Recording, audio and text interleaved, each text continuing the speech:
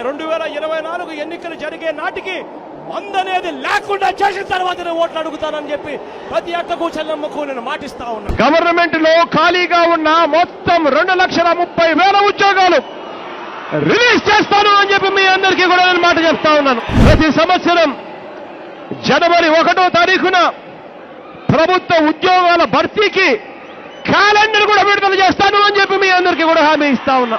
అధికారంలోకి వచ్చిన తర్వాత మెగా డిఎస్సీ పెడతామని చెప్పి ప్రతి పిల్లాడికి చెప్తా ఉన్నా. నా సిపిఎస్ మనం అధికారంలోకి వచ్చిన వారంలో చేపించేస్తానన్నా, దాని గురించి పక్కన పెట్టేసి ప్రతి గవర్నమెంట్ ఉద్యోగస్తునికి నేను మాటిస్తా ఉన్నాను.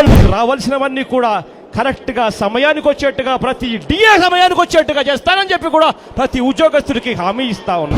200 యూనిట్ల వరకు మీకు కరెంటు ఉచితంగా ఇస్తామని చెప్పి మీ అందరికీ కూడా చెప్తా ఉన్నా. ఒక్కసారి మన కరెంటు రేట్లు చూడండి. ఈ రేట్లన్నీ కూడా పూర్తిగా తగ్గించేస్తాను అని చెప్పి మీ అందరికీ కూడా హామీ ఇస్తాను. పార్టీ అధికారంలోకి వచ్చిన తర్వాత ఆ మొత్తం 3 లక్షల రూపాయలు మాఫీ చేస్తాను అని చెప్పి మీ అందరికీ కూడా హామీ ఇస్తా ఉన్నా. ప్రతి రైతన్నకు వడ్డీ లేకుండా రుణాలు ఇప్పిస్తాము అని చెప్పి ప్రతి రైతన్నకు హామీ ఇస్తా ఉన్నా. గాలి వినపడుతుంది కానీ కనపడదు. జగన్ హామీలు వినపడతాయి కానీ ఆచరణలో కనపడవు. అందుకే